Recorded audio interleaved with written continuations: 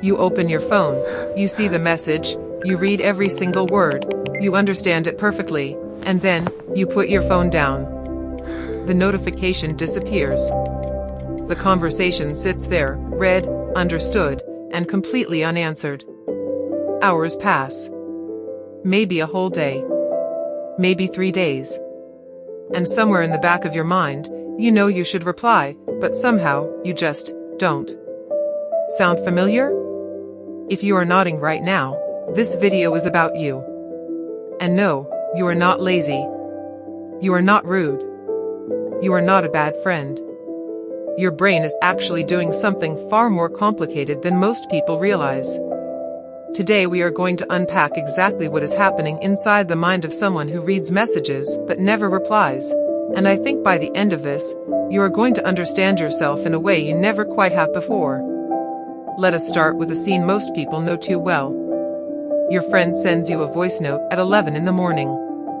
You are in the middle of something, so you listen to it quickly, you process it, you even mentally draft a response, something like, haha yeah that's so true, let's talk later. But later never comes. Not because you forgot.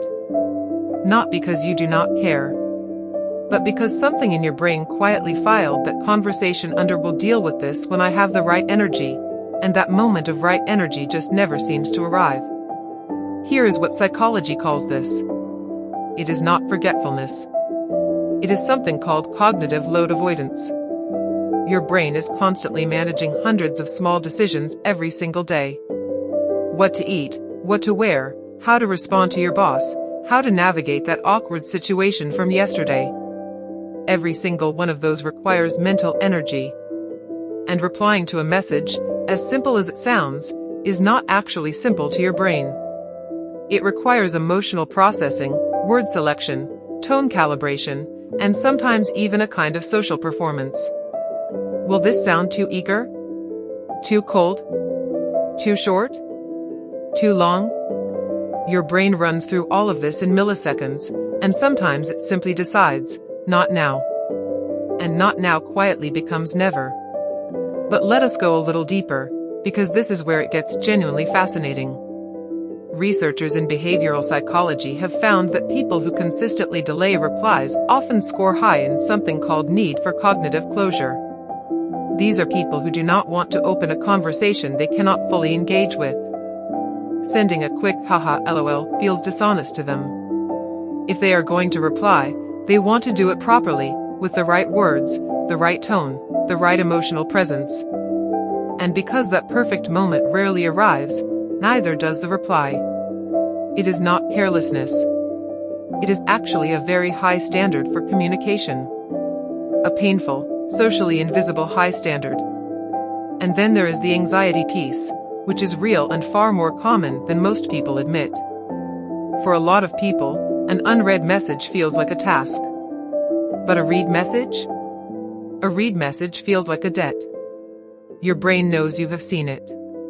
It knows the other person knows you have seen it. And now there is this invisible social contract sitting in your inbox that you have not fulfilled. The longer it sits, the heavier it gets. And here is the cruel irony, the heavier it gets, the harder it becomes to reply. Because now you are not just replying to the message. You are also replying to the delay. You are now explaining yourself without explaining yourself. Every extra hour that passes adds a layer of social complexity that your brain finds genuinely exhausting to navigate. So it does what brains do when something feels overwhelming. It avoids. Psychologists call this the anxiety-avoidance loop. The more anxious something makes us feel, the more we avoid it. And the more we avoid it, the more anxious it makes us feel. Sound familiar? This loop is exactly why some people can go 3 days without replying to a close friend and somehow feel worse about it on day 3 than they did on day 1. You are not forgetting. You are actually thinking about it constantly. You just cannot bring yourself to cross that invisible threshold. Now I want to talk about something that does not get discussed enough: introversion and emotional bandwidth. A lot of people who struggle to reply are deeply caring people. They are thoughtful, they are sensitive, they are genuinely interested in others. but they operate with what researchers call a limited social battery. Interaction, even text-based interaction, costs them something. It requires emotional presence. And when that battery is low, which for many sensitive people is most of the time, even a simple "sounds good" see you then feels like running a marathon on empty. It is not that they do not want to connect. It is that connecting costs them more than most people understand. There is also something worth mentioning about the nature of modern communication itself. We were not designed for this. Human beings evolved to communicate in real time, face to face, voice to voice, with full body language and immediate feedback. The written word, especially the short fragmented messages of modern texting culture, is actually a relatively unnatural communication format for our brains. It strips away tone, context, nuance, and rhythm. And for people who are deeply attuned to those things, people who care a lot about how they come across, this stripped-down format creates a kind of communication paralysis. You cannot hear how the other person said it. You cannot be sure how they will receive what you write back. So the brain stalls. Think about this. You would never walk past a friend on the street, hear them say something to you, fully process what they said, and then just stare at them silently and walk away. That would feel bizarre and unkind. But digitally, we do this dozens of times a week without realizing it. Not because we are unkind, but because our brains have not fully mapped digital silence onto the social weight of real-world silence. The message feels less immediate, less urgent, less alive.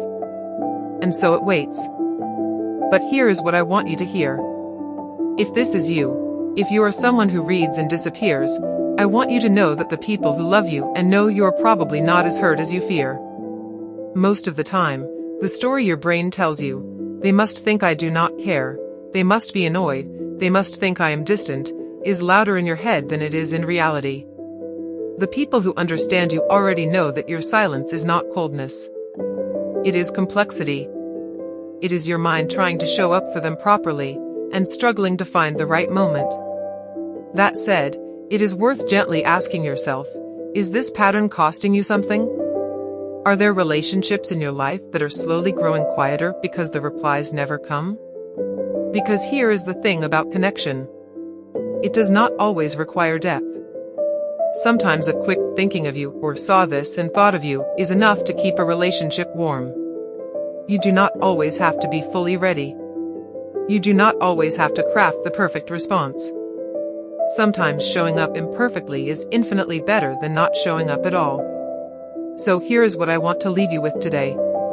The psychology behind reading messages and not replying is not a character flaw.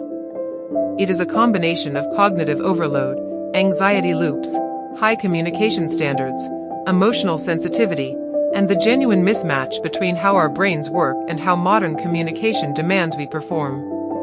Understanding this about yourself is not an excuse to keep ghosting your friends. But it is a starting point for self-compassion, and from self-compassion, real change becomes possible. If you recognized yourself in any part of this video, I want you to do one thing after this. Just one. Pick one message that has been sitting unanswered for too long and send the most imperfect reply you can think of. Not the right reply. Not the perfect reply. Just a reply. Because connection, at the end of the day, is not about perfect words. It is about showing up, and sometimes, showing up late is still showing up.